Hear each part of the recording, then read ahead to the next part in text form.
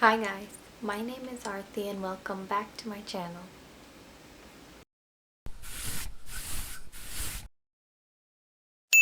So today I'm going to be telling you the 5 products that you need to become a better graphite artist. So the products that I'm going to be recommending today are things that have worked for me, and they won't necessarily work for everyone because every artist thinks and works differently. The tools that I'm going to be recommending won't be suitable or viable for every situation, but in general, if you are trying to improve your graphite drawing skills, these will help you out.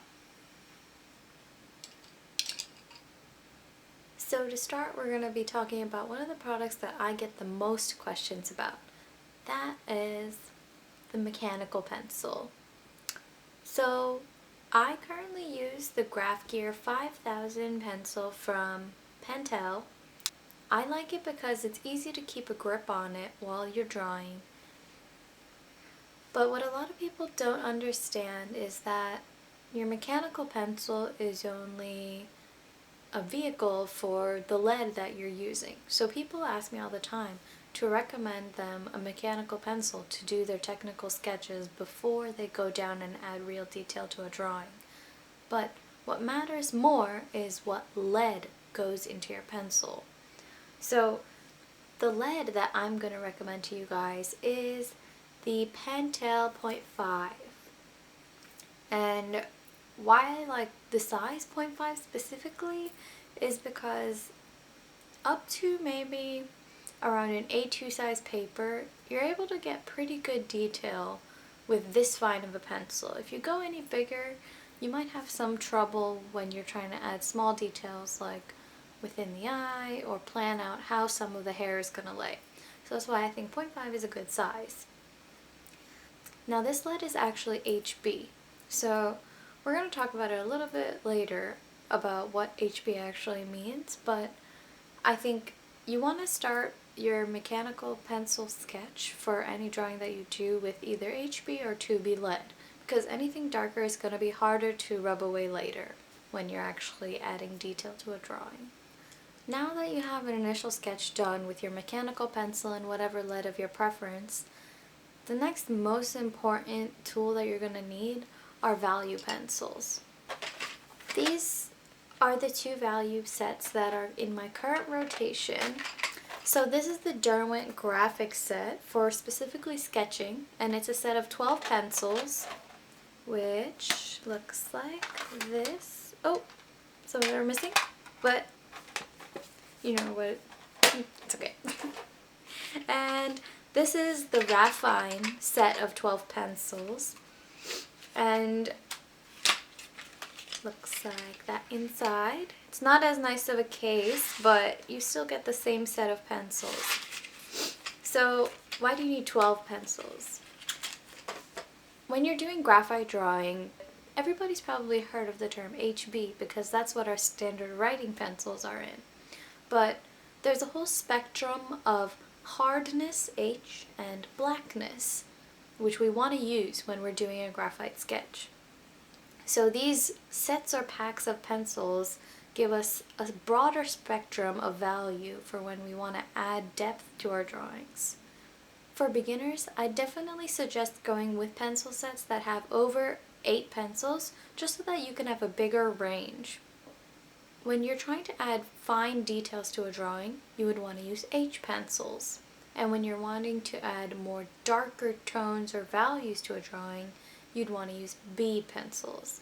So the higher the B value, the darker. The higher the H value, the harder. So we're commencing along our drawing, we have our sketch done, now we're starting to add some value, and we make a mistake. So the eraser that I'm going to recommend to you guys is this one right here. Now, to be honest, I think the brand for erasers is not as important as I'd say pencils are, because if you put enough force into the erasing motion, you're going to be able to remove pigment that you've laid down. But why I specifically like this kind of eraser is because you can mold it into any shape you like. Kneaded erasers are really valuable when you're doing graphite drawings because not only do they really easily pick up mistakes that you've made or pigment that you want to lift, but you can change their shape to fit into any small space and erase tiny details. So they're perfect. And just a tip, the more you mash them down and play with them like clay, the easier they are to mold into whatever shape you want. Although the kneaded eraser is super valuable and I use it pretty much every time I draw, one new tool that I've come across that has really helped me improve the way that I draw really fine, light, and minute details is with this guy.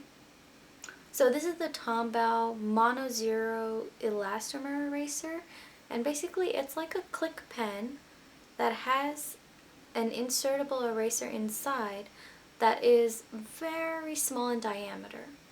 Now you use this tool just the same way that you use a pencil, but you'd use it in the places that you want to lift and show the paper underneath.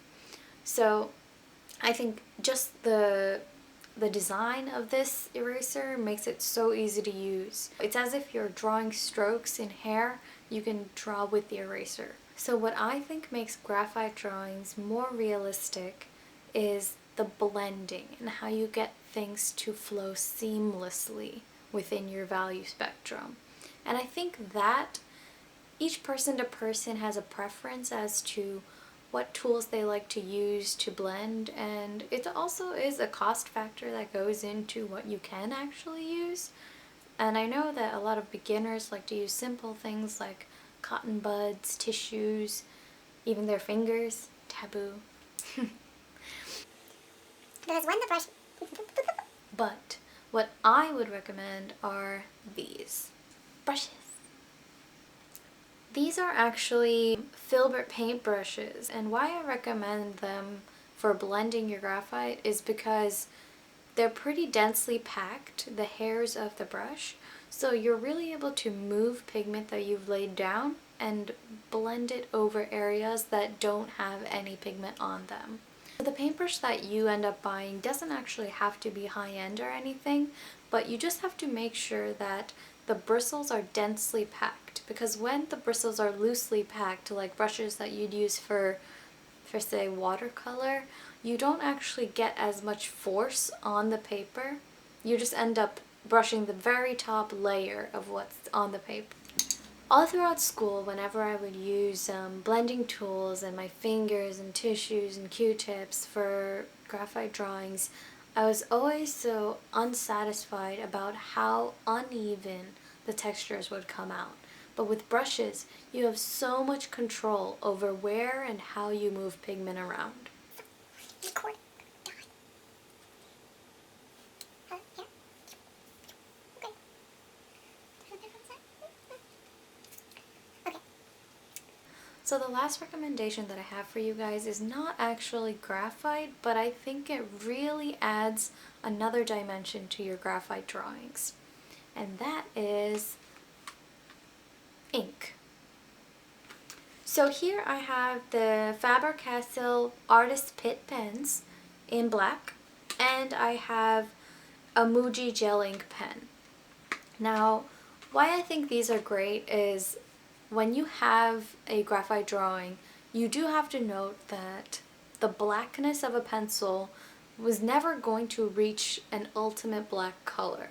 It's always going to stop at a level of grayish. With some of my drawings, I like to have certain elements stand out more and have them very, very dark. There are multiple ways to do this, but I feel that using ink is the simplest, most straightforward, and least messy way to do so. In the past, I used to use charcoal a lot in my graphite drawings just to add more depth to some areas, but now I'm getting more and more used to using ink in my drawings, and it actually adds a depth that you didn't expect before. I hope you all go out and get these products and try them out on your own. I'll definitely link them all below so you can easily find them. Thank you guys so much for watching. I really hope you enjoyed it. Let me know down below in the comments if you have any suggestions for my next video, and I'll catch you guys in the next one.